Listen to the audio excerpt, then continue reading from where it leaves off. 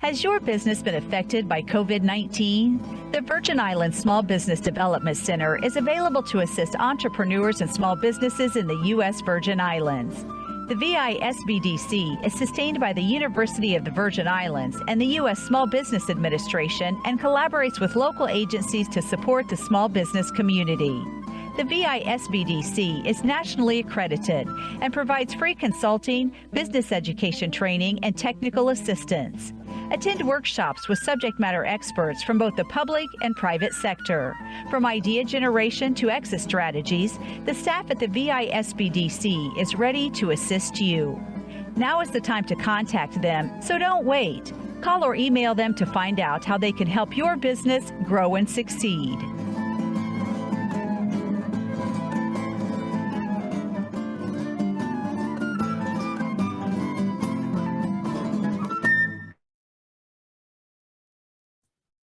Good afternoon and welcome to Snack and Chat. My name is Mary Jo Williams. I'm with the Virgin Islands Small Business Development Center, and I will be your moderator, facilitator for today's session. Today, you guys are in for a treat because we have Mr. Earl Grigorich from the South Carolina SBDC, Small Business Development Center, as our presenter today. Earl joined the South Carolina Small Business Development Center network as an experienced business counselor from Dayton, Ohio, with over 15 years of experience in entrepreneurship consulting.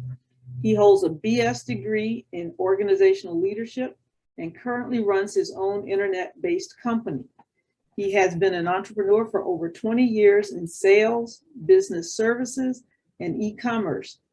Earl is a U.S. Air Force veteran and was stationed at Shaw Air Force Base in Sumter, South Carolina in the late 80s. His most recent position before moving to South Carolina in August of 2015 was SBDC Regional Director at Wright State University. Earl's center was responsible for all military veterans' boots to business training with the state of Ohio and several technology-oriented programs. Entrepreneurship training, website design, online sales and marketing, as well as general business technology are some of Earl's specialties. He has been asked to conduct courses and speak in local, regional, and national programs and truly enjoys conducting classes for small business owners. Earl has been awarded the Small Business Administration's SBDC Excellence and Innovation Award, the SBA Veteran Small Business Champion of the Year, the Ohio SBDC Peer Recognition Award for Mentorship, the Ohio SBDC State Star Award, and the South Carolina SBDC State Leadership Award. Man, he's really got some credentials behind him. So without any further delay, I will allow Earl to go ahead and take over the presentation. And as he puts up his screen, I have a couple of poll questions that I would like for you guys in the audience to answer. So that'll give him a better idea of who he's speaking to this afternoon. The first question is, where are you located? Are you on St. Croix, St. John, St. Thomas, Water Island, or other? Now, the reason I'm reading out these questions is because we have people joining us on Facebook, and this presentation will also be posted on our YouTube channel later. Okay, with that, I will end that particular poll question and share the results. And 17% of our attendees so far are on St. Croix, 33% are on St. Thomas, and 50% are other. So that gives you a good idea that we have people from all over the place. And our next question, I'm going to stop sharing that one. And our next poll question is, are you currently in business? And of our people that are answering the poll, I'll give you another couple of seconds because that's a yes or no answer. And of the people that are responding to the question, man, that keeps changing. Okay, I'm going to close the poll now. And with those results, 67% of the people that are answering the poll are currently in business and 33% are not. So with that information, Mr. Earl Gregorich, the floor is yours. All right, well, thank you very much, Mary Jo. I appreciate that introduction, and happy to be with everybody today. Can everybody see my screen with the welcome and title? We get a yes. Okay, good. Just didn't want to be talking along and find out that I left you behind. So, all right, well, we'll get talking today about our don't lose your hard work to a hacker slides. Our presentation today has the unique message of how to protect your business, protect your reputation, and protect the value that you work so hard to put together in a small business, and do that in such a way that it's low or no cost. Much of what we'll be talking about today will not cost you much of anything to implement, which is always good news to a small business owner. So we'll go ahead and get moving into our presentation. So one of the first things that I wanted to touch upon is where I'm coming from and where this information that we'll be sharing today is coming from. We'll have a little bit more on the Aspdc Cybersecurity Task Force towards the end of the slide deck, but primarily what you see today is some of the specialized content and materials that we have available through the SBDC in support of our primary mission, which is to help grow, sustain, and start new small businesses throughout the United States and its territories. We have nearly 1,000 locations across the United States. The Aspdc Task Force is here to support all of those locations. Thus, the reason I'm coming to you from South Carolina today for this presentation. And all of the information that we share is standards-based. We'll talk about some of those standards and what that means here in just a moment. But none of what we're doing today is meant to make you a certified cybersecurity specialist or have your business certified. That's not the level of information we'll be discussing today. We also have a vetted number of resources and sponsors that we can provide if at the end of this you decide, yeah, this is some great stuff, but I need to take it a little bit further.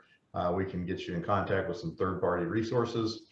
And then, of course, we're always pushing out national and local events that are related to cybersecurity through our task force. So be on the lookout for further notifications of those types of things. In our presentation today, as well as any interaction you might have with the SBDC, you may see a couple of terms that we use. There's a lot of text on this slide. I don't like a lot of text on slides, but I put it here so that when we distribute this after the fact, you will have an actual explanation of these two brands, so to speak. First of all, the North Star, which is the logo you see in the top left. North Star is basically the brand that we brand all things cybersecurity that is put together by the Aspdc Cybersecurity Task Force and fall under that standards-based material that we use. And then the second one is the Secure Towns. This is brand new. It's being actually formulated as we speak. And this is our efforts to bring all the different assets together from a community that might benefit from having a cohesive task or process in taking on cybersecurity awareness. So this might come in the form of SBDC working with the Chamber and Economic Development and maybe Department of Commerce from a particular state or network. So be on the lookout for that as well. That'll be coming up soon. So as I kind of alluded to, the North Star brand is our purpose, our underlying methodology for delivering basic cybersecurity awareness, basic cybersecurity processes within small business. And we call it the North Star because as a small business, you need to be able to focus on an end goal And that end goal in this particular case is the CMMC, or the Cybersecurity Maturity Model, that has been outlined by the Department of Defense. And though many of our businesses don't do business directly with the Department of Defense, this underlying set of standards really sets the bar for what we consider to be good cyber hygiene. So that's one of the reasons why it's called North Star CMM, is it's based on the CMMC model. So for those of you out there who are pursuing Department of Defense or DoD type contracting, or any level of government contracting work for that matter, you may have to take some of what we're talking about several steps more towards certification. But as I said earlier, most of the stuff that we'll be sharing with you falls under the title of cybersecurity awareness, not certification, but follows the very same path, so that we can make sure you're standards based, and it's not just some guy like me making this up. It's really very well vetted information. So our core programming, again, CMMC, it's based around those 6 different domains that you see outlined there. We're going to touch on those here in just a few minutes. I'm going to give you some pointers and some explanation of what each of those 6 domains are here in just a moment. So some of the things that we want to accomplish today, I want to make sure that you are able to navigate basic cybersecurity awareness. We don't want you to spend a ton of money and a ton of resources on this. We want you to understand what you can do on your own, so that you are cybersecurity aware. We want you also to be able to receive non-technical guidance. We want you to understand some of the basics of what is needed to begin that journey of cybersecurity awareness. And we also want you to understand what no-fee services are available to you through the SBDC network, and how we can help you plan to launch a realistic approach to good cyber hygiene. And then lastly, towards the end of the presentation, I'm going to introduce you to some tools that you can use today and help protect the value and the reputation of your small business. All right, so first thing, navigate the basic cybersecurity awareness. Some things that we want to get out of the way first and foremost is some of the terminology that you may hear, some of the things that you might need clarification on. And the first one is critical confidential information. So if we're going to do cybersecurity, we're going to be protecting something. Typically, we're talking about information, in this case, critical confidential information. Exactly what is that? A lot of small businesses assume that they're not that big of a target. They don't have anything important, but that's can't be further from the truth. If you are a small business, no matter how big or how small you are, you have critical confidential information in your possession. It could be just your personal information. It might be name, address, phone number. It might be your social security number. It might be your bank account numbers. This is information that's unique and specific to your business and you. So that's critical information. If you have employees, you probably have employee folders, so employee files, and those also contain much of that personal identifying information. That could also include other personal details about an individual that could be used for the wrong purposes in the hands of a hacker. Certainly, you work really hard to build your client database. If you have a customer list, I'm sure that has many data points associated with it. Maybe it's got their birthdays, maybe it's got their credit card numbers associated with it. Whatever that may be, that client information is very valuable information. It is considered critical confidential information. And then the partners. So when I was talking about Department of Defense and those who might do business with the government in that case is your partner. And the partners are always very concerned that you are indeed taking care of the information that they are sharing with you. And that is something that you have to be aware of, that you are responsible for the care and the well-being of that data when it's in your hands, even though it may not, quote unquote, be your data. So all of those are examples of critical confidential information. And I think probably everybody on the call can look at that list and determine, yes, I actually have some of that. So therefore, you are a reasonable target for your average hacker. So why is this important? Well, we talked about protecting the business value. That is probably the #1 thing. Yeah, it's important that you don't get hacked and all those very costly things that can occur because of it. But the fact of the matter is, you get hacked, it's bigger than just the act of the breach. It is the fact that now your business has suffered a loss, and many times that's monetarily. So protecting the business value is first and foremost. Creating a competitive advantage. If you have data, if you have the customer list like I was talking about, that's something maybe your competition does not have. You certainly don't want that to fall into the wrong hands. You don't want that to be distributed. So the data itself and being able to protect that can give you a competitive advantage. Protecting your reputation. You don't have to look very long or very hard to find that there are many different examples in the media of companies being breached, and some of them are quite large and some of them not so large. But the fact of the matter is, as a small business, your reputation is golden. If that is damaged, you may not be able to bounce back like a large corporate entity might be able to absorb some form of a negative against their reputation. A smaller business is impacted much greater by a negative impact on their reputation than, say, a large corporation.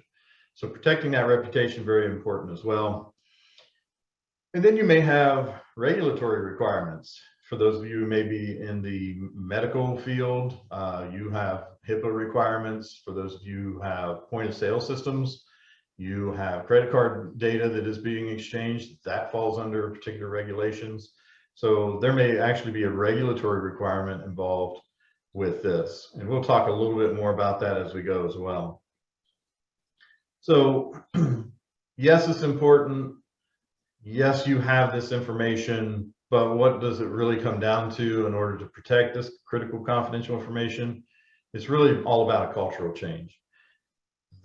Most of what you will need to do within your small business is just changing a process, making sure people understand what they're looking for when it comes to malware coming at them, educating them on the current situation out there. All of these small procedural changes, changing the culture within the company, don't really cost you a whole lot, but really can go a long way in making your small business cyber aware. So what you're seeing here is a direct descendant, so to speak, of the NIST framework that is out there. And we like to use this because it's kind of a linear flow to explain how you can go about implementing some of the things we'll talk about today. So as we just talked about, critical information, you have to first identify what it is you need to protect. And that can just simply be sitting down and looking at the data that you have in hand and figuring out what needs to be protected and what's maybe not as important. Once you know what you are protecting, then you have to figure out where that data resides and therefore what kind of systems you have to protect. So are we talking about, we have paper files with client information, therefore we have to have a lockable filing cabinet, that's our system? Or are we talking about, we have a digital database of our vendors and suppliers that's on a computer in the office? Does that computer need to be separated from the internet, not used on networks? That would be the system that we would be talking about in that situation. So what systems we have to protect would be the next thing. Once we've got these systems in place to protect, then we have to be able to monitor those systems so that we can detect anything that might be going in a bad way. So detecting the problems that occur on those systems that's protecting the data that we identified is that third step. And then lastly, we hope we never have to implement the last two, which is respond and recover. But the fact of the matter is, even if we don't have to do it, we want to have a plan to be able to do it. If we were to suffer a breach, we want to be able to respond to that breach in a timely manner.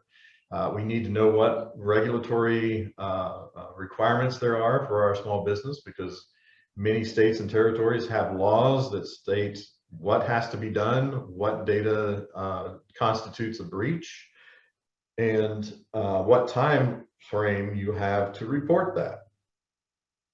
And then the recovery aspect of it, we're going to talk a little bit about some of the things you can do in preparation and to mitigate some of the risks. One of those is going to be backups. And that's a big part of the recovery piece of this. You need to be able to, in a timely manner, move back to normalcy, probably from restoration of a backup. And that's part of your plan as well. So this linear process is what we're going to be talking about, plugging a lot of this information in we're talking about today. So just to re-emphasize what critical confidential information is and why that's important, because that's where it all starts. What is the critical information that you have?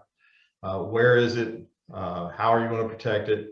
What types of data classifications does the data have? Some of it will be restricted to certain personnel. Some of it is simply held private to the business, and other data that you have may actually be public facing, but controlled still.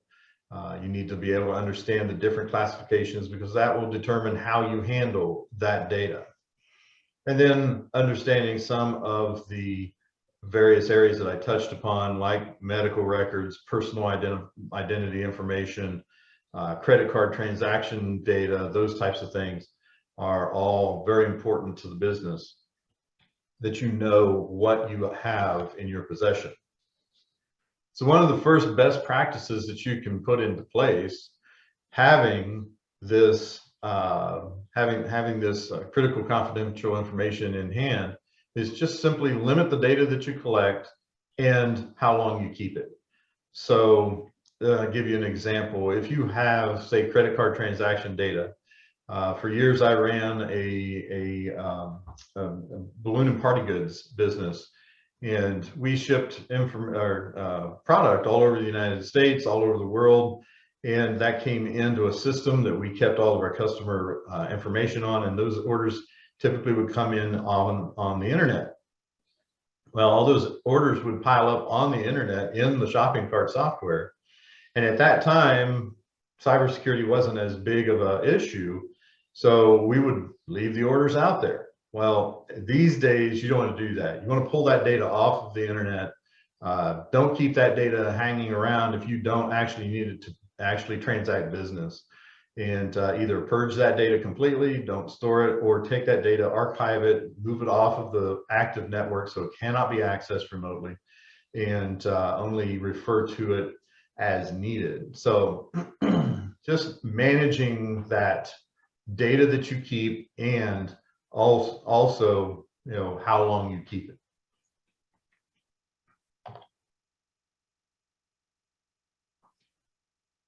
All right, so some of the things that you're vulnerable to as a small business, you've probably heard of many of these. They all fall under what we call malicious code. The first primary area is viruses, and viruses are typically just any kind of code that is meant to do harm to a system, and that could be anything from just simply slowing it down, stealing data, monitoring activity, anything of that nature that interferes with your ability to do business. It may not completely shut you down, sometimes it will, but it just causes havoc in your systems. So that virus area is easily controlled with antivirus software, which we'll talk about here in a little bit, but it is a very common aspect, and this is, again, one of those areas that you should be training your employees in, so that they can identify what typically indicates that, hey, I might have a virus on this system, how to avoid introducing a virus into the system as spyware or Trojan horses go. So just make sure that you're staying up with your antivirus software. We'll talk a little bit more about that here in just a moment. Spyware, this is another form of malware that typically sits in the background. You've picked it up somehow, like much like you would a virus.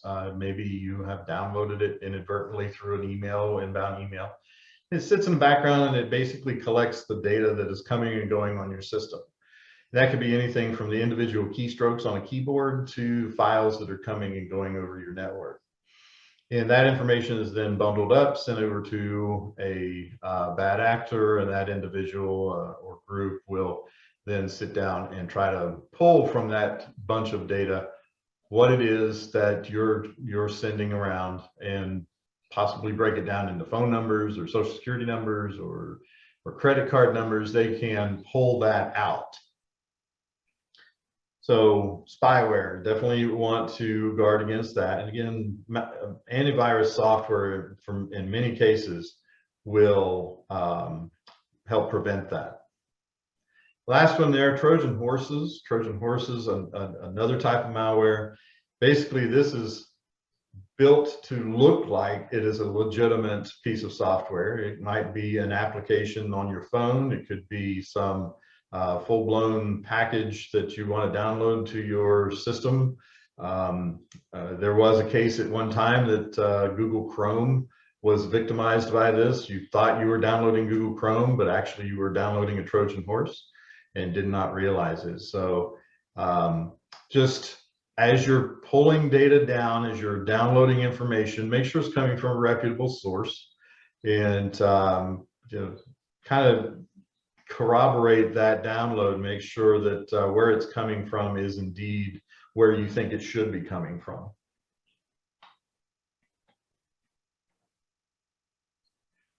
I wanted to also touch on some of the common threats that you're probably seeing a lot in the headlines and need to be prepared for.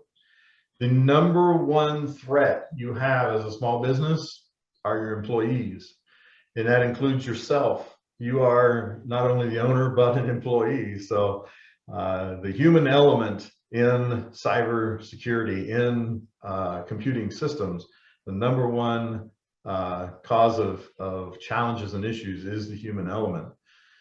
So again, that goes back to making sure that you are educated, make sure that you're communicating what you learn to the employees that you have.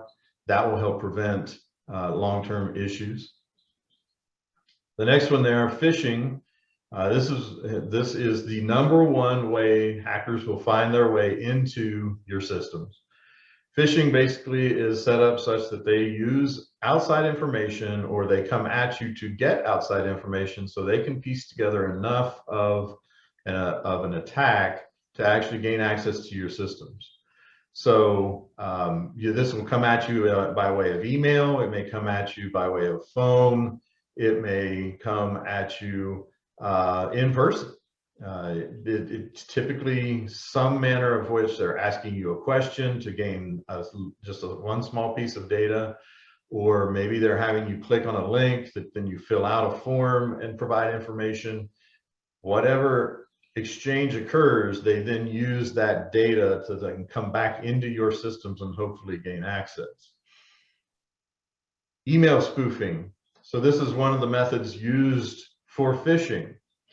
And that email spoofing is one way that they can make themselves look like someone maybe that you know, but that's not really who's sending the email. So I'll give you an example.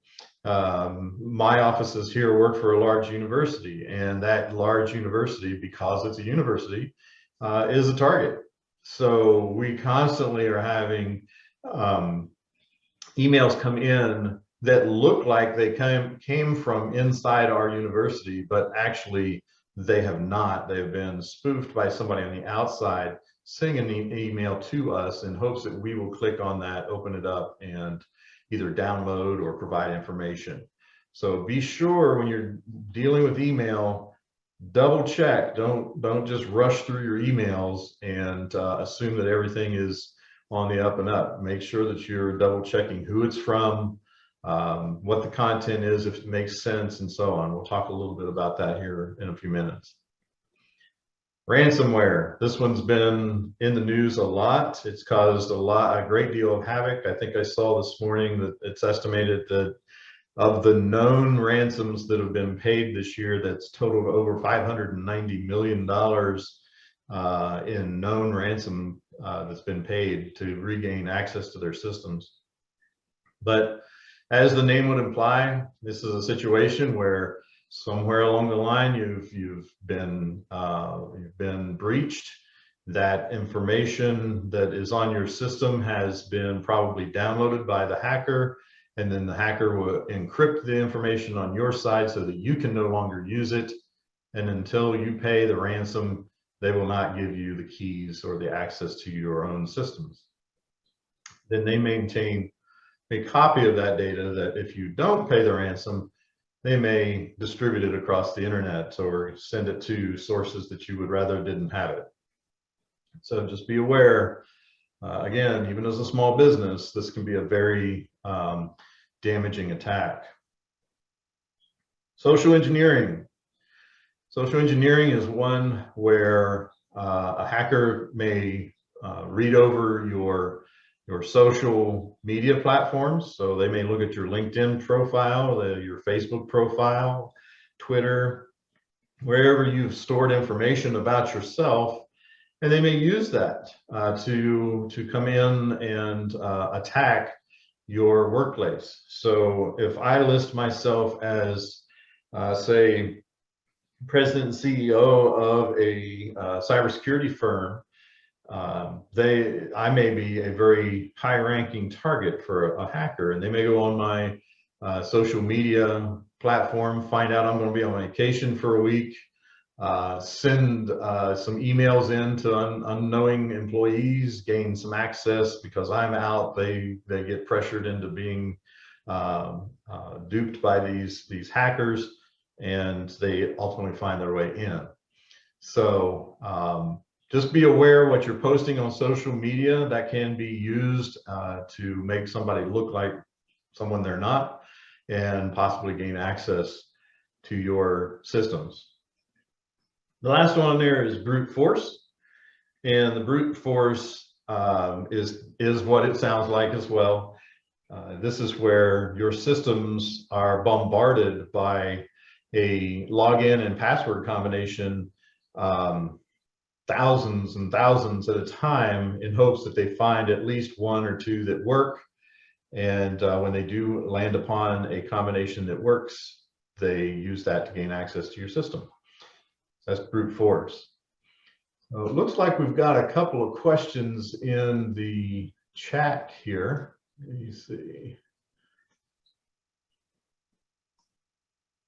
So what of hourly downloading critical info into exterior hard drives?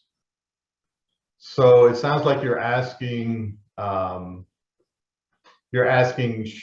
should there, is it good practice to download your critical information onto an exterior hard drive on a regular basis? So that falls under backup. And yes, if you have a small business, basically, I tell my clients, look, you have to look at it from a standpoint of what is your pain point? What is your threshold for pain on that? If somebody hacked your system and locked it up right now, and you've been doing business since 8 o'clock this morning, and that 4 or 5 hours of business would just be horrible for you to have to restore, then maybe you're on a real-time backup system. But if you're a business maybe that doesn't have a lot of data going back and forth, you're not storing a lot. Say like a landscaping business may not have a lot of data dependent operations. That particular situation is maybe once every few days backup, because they could literally sit down and probably input the last 2 days and not lose too much of their efficiencies. So you have to determine as a small business, where's that break point? Once, is 2 days worth of data something we can recover from, or is 2 hours worth of data something we can recover from? and then set your backups to accommodate that. So is there any way to randomly change PC passwords? So that's great questions with regards to passwords. First of all, we use passphrases now, not passwords. So you should be using very short 3 or 4 word phrases that you can intersperse some numbers and characters, special characters in there. And you can use some of the password management software, which will randomize some of the passwords. You can use multi-factor authentication, which will also randomize some of the codes required to log in.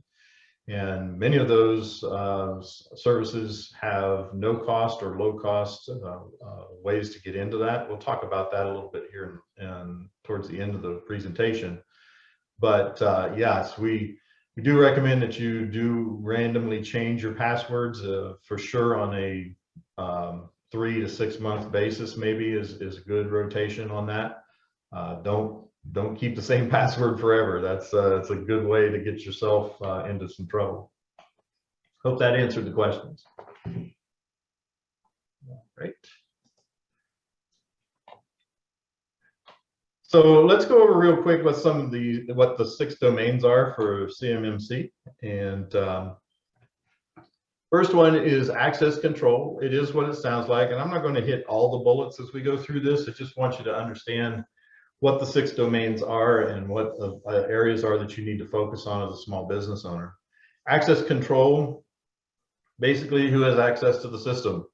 You don't want anyone and everyone to be able to just log into your systems. You want some form of a passphrase in front of these individuals, some form of a login, some form of separation between those who are inside the network and those who are outside the network. So I know this can be challenging right now when we're in the world of virtual computing, where we have a lot of remote users, but fact of the matter is you want to be able to control who's coming into the system and keep those out that don't need to be there. Identification and authentication. I just mentioned multi-factor authentication.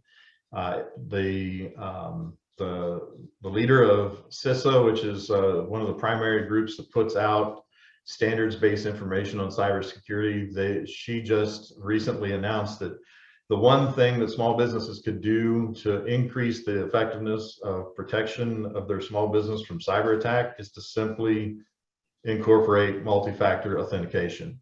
She said that that would probably eliminate 99% of the attacks that occur with small business. And as I said, there's very inexpensive ways to incorporate this. Software available online. You can buy thumb drives that plug into systems that create a unique code for identification. Look into it. It doesn't cost a whole lot to do that. But knowing who's coming in, not just having a login and password, but knowing who is attached to that login and password is what we're talking about here.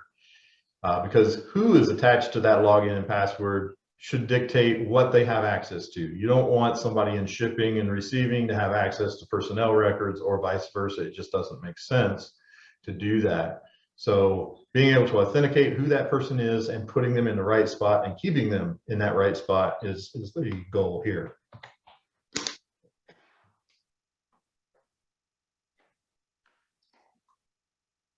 All right, media protection. So when we talk about media, what I try to drive home here is the fact that media is not just digital. People assume that when we say media now, we're talking phones and computers and laptops and tablets. And indeed, it does include that. But you also have data on paper. You also have data sitting on your desk in the inbox. You may have data actually crumpled up in a pile inside your wastebasket. All of that is considered media, and wherever it sits, it should be protected. So some things that people don't think about is you have that client list, or maybe the list of folks you're going to call tomorrow when you come in. You set that at the corner of your desk, so it's the first thing you see when you walk in the morning. That's what you're going to do. Well, the next person that comes through the door, that's also the first thing they see, And if that individual is savvy enough, they may recognize the fact that's valuable information and just snap a picture of it with their phone, take the piece of paper with them, whatever it may be, that data is now in the wrong hands. So just be aware. We're not just talking about digital media here, but certainly digital is part of it. Make sure that you have some way to track where the data is. If you have thumb drives, how many do you have? Who has possession of them? Make sure that it gets reported if that thumb drive comes up missing. That person should know what's on that thumb drive at all times, so that if it were to get lost, we know what we should be on the lookout for. If you're going to dispose of any data, whether it's paper or digital, make sure you sanitize that properly. Shred paper documents, destroy hard drives. If you're going to get rid of laptops and the like, make sure that laptop hard drive has been destroyed. And then think about things maybe that it might be overlooked. Copy machines, printers, these have hard drives in them as well. And if you take that copier out of your office and drop it off at the local Goodwill or thrift store or whatever, you probably have just given them a hard drive full of documents over the last, who knows, 3-6 months that was sent or copied on that machine. So make sure that you're thinking through everything that leaves the office, basically.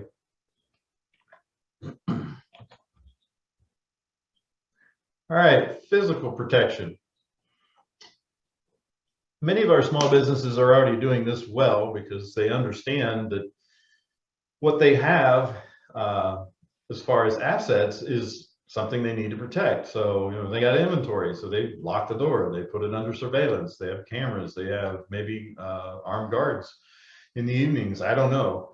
But physical access is something we get. We've had to deal with this for a very long time, but it also spills over to the cybersecurity realm. I want you to think about in your business or even in your home office, how does the internet get to your location? That wire or that device that picks up the wireless signal, where is it? Is it under the counter in the front office, under the point of sale system? Who has access to that? One, it can be damaged. Two, someone can simply make their way to that piece of equipment, plug into it without you knowing, and have access to your system. So make sure that computers are locked up, your routers, your communication devices, put them in something that you can limit the access to, basically.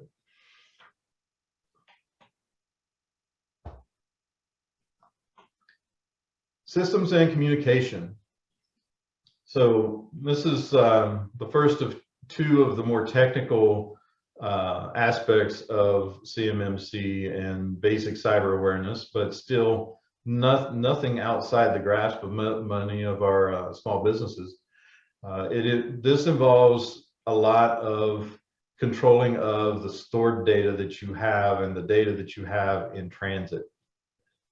So if you have information sitting on a hard drive that's not necessarily used on a daily basis, that is something that maybe you would move off of the networked systems.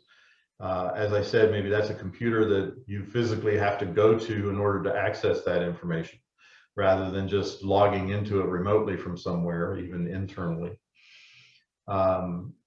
If you are transferring data from one location to another, are you encrypting that data? There's ways to do that, free VPNs and paid VPNs or virtual private networks. We'll talk about that. Those are available to you, and basically all that does is it just scrambles up the data at one point so that as it travels across the network, it cannot just be easily read. And when it gets to the other end of the network, it's unscrambled and then presented to the receiver. VPN software is something you can use. There's free tools out on the internet. Sometimes if you're associated, like in our case, we're associated with a university and they provide a VPN tool for us to use. For those of you who are out there using free Wi-Fi in various locations, you really should have a VPN before you log into these free Wi-Fi spots, because those are great listening posts for hackers. They can sniff out your access. They can set themselves up as a Wi-Fi connect point, and unbeknownst to you, you think you are connecting to, say, the hotel's free Wi-Fi, and actually you're connecting to the laptop of the guy sitting across on the other side of the pool, and they're reading everything that you send across the network. So with a virtual private network in place, you can help avoid a lot of that. Some other things with regards to protecting the access and those systems and communication elements. Firewalls, something you've probably heard of. That can be a software or a hardware-based device that basically keeps those people out that should not be in, and keeps those people who are in the system from errantly making their way out to the wrong place. So those are very easy to install. Sometimes they come as part of your router. So just be on the lookout for those and implement those if you have them available, and if you don't, you might look into having one installed.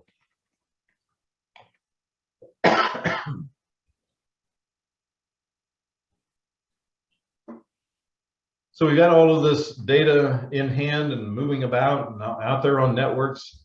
One of the things we have to do is we have to make sure that we can audit that, make sure that the data integrity is what it should be. So some of the ways that we do that is we basically monitor our systems.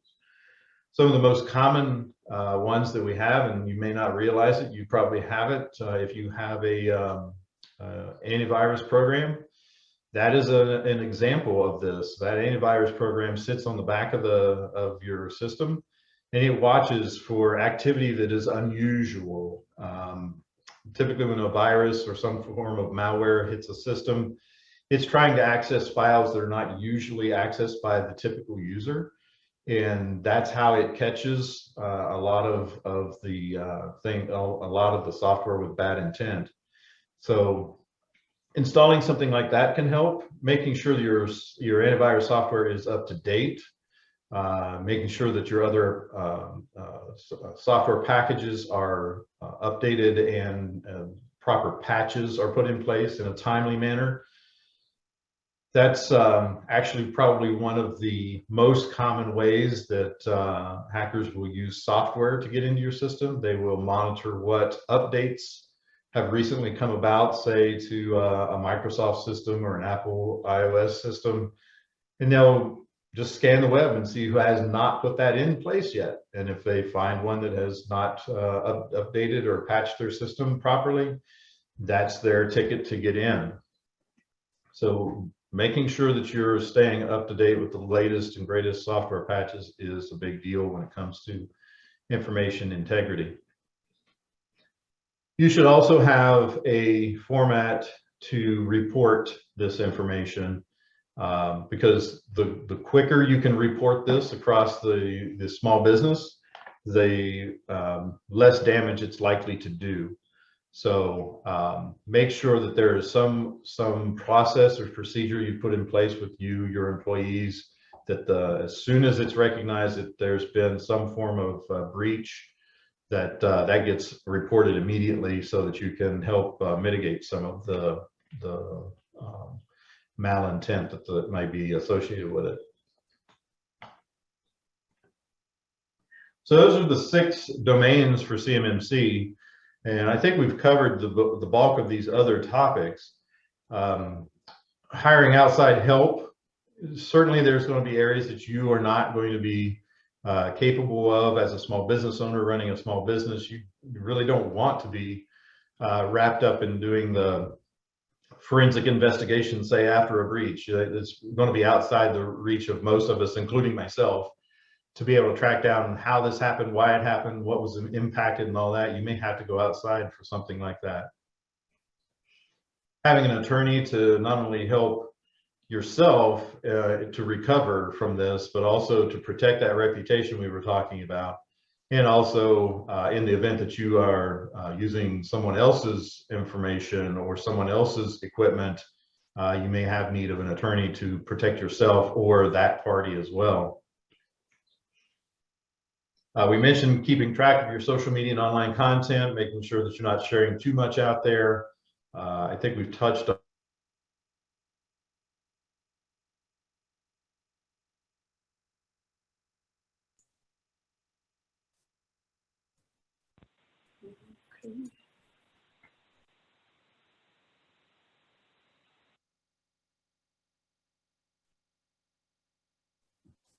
It appears.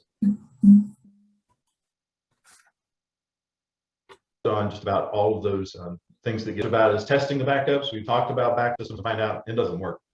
So backup, it doesn't work, you may as well not have it at all, right? So just be aware to test those. And we're going to talk about cyber insurance here in just a moment. So some things to help out, some things to for you to use as resources. As I mentioned at the beginning, we do have the Aspdc Cybersecurity Task Force. We do divide the country up into territories, and we have an individual responsible for each of these territories. Myself and Jake Blackston from Delaware, we both head up the task force and work with the 5 individuals that handle the other regions. So if you are in any of these regions, you have a representative. I don't expect you to memorize this at the moment, but just understand that you can reach out to myself. I'll get you in contact with the right person so that we can get you what you need. We also put out a lot of materials on cyber-related programs.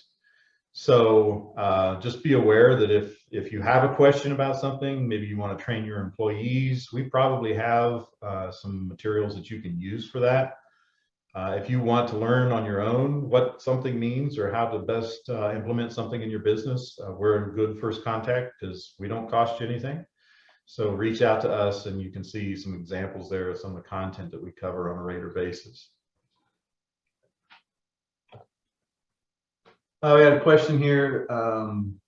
Any statistics show what types of people do these attacks? There was actually a slide put out by one of the government entities that showed examples of the people that pull off these attacks. And make a short answer of a very long presentation of that slide. Basically, it's anyone and everyone.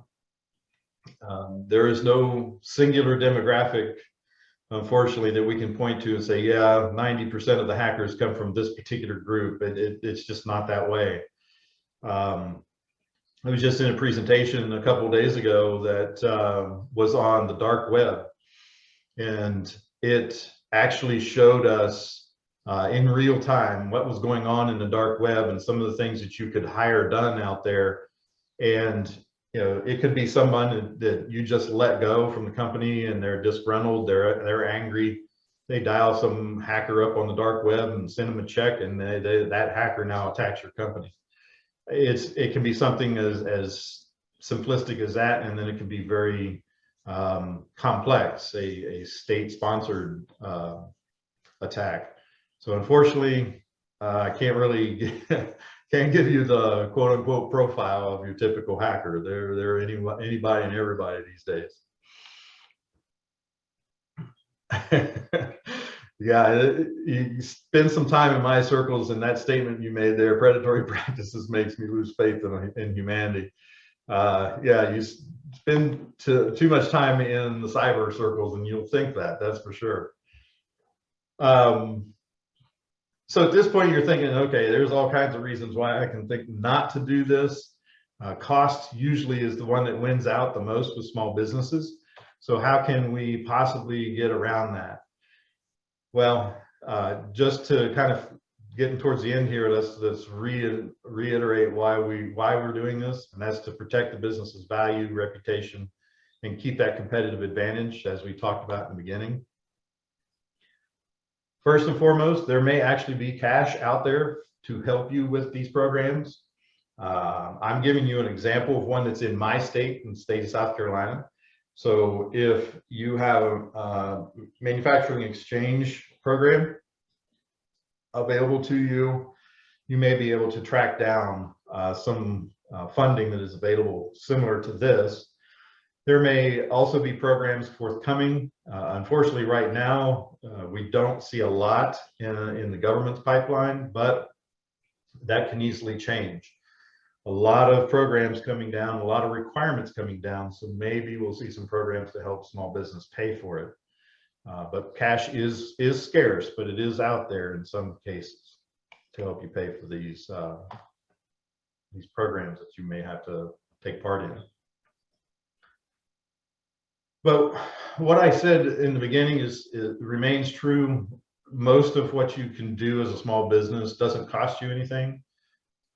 Establish leadership in the company, let your employees know, make it a priority for yourself that cyber is important. Create a culture that goes throughout the company that emphasizes the fact that cybersecurity is a high priority.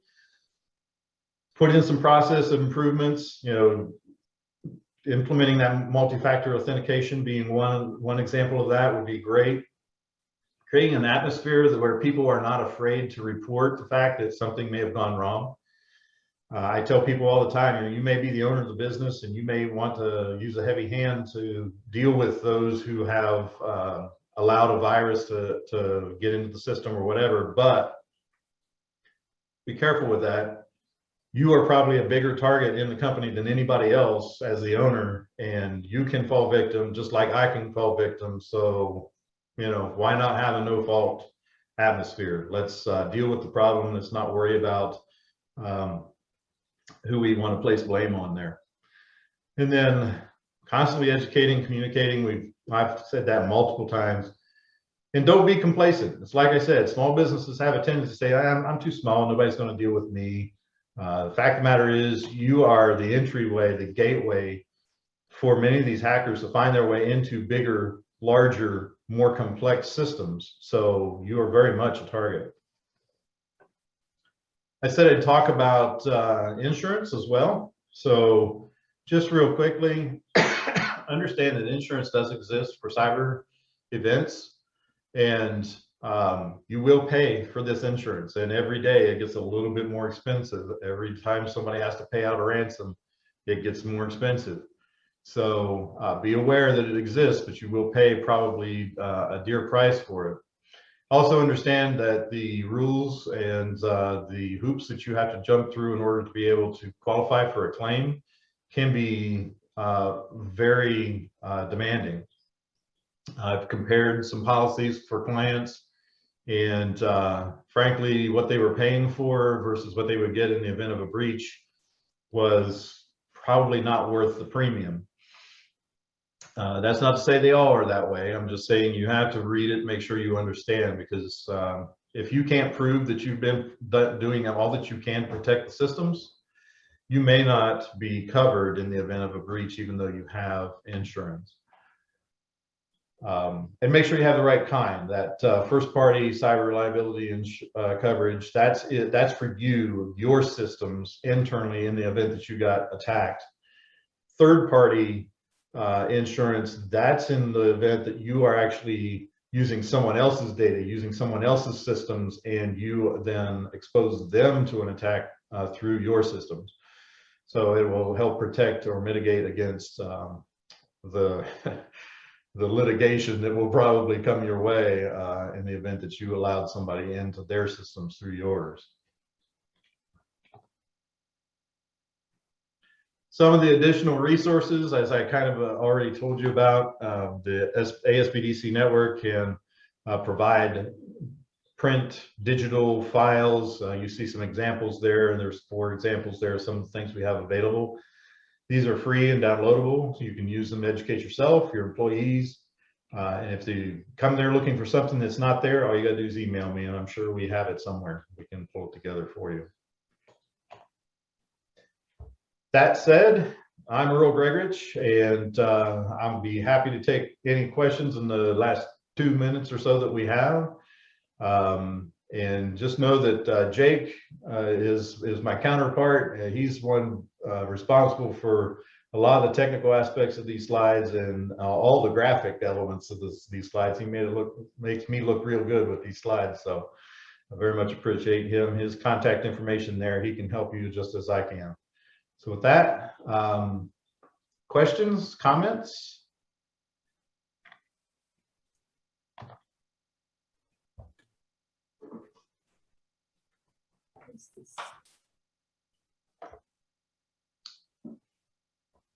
Okay. Thank you very much.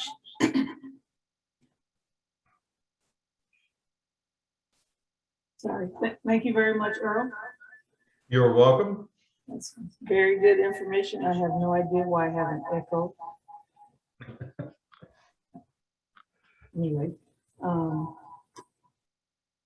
question, what if my corp is very benevolent and honorable? Will we be targets more?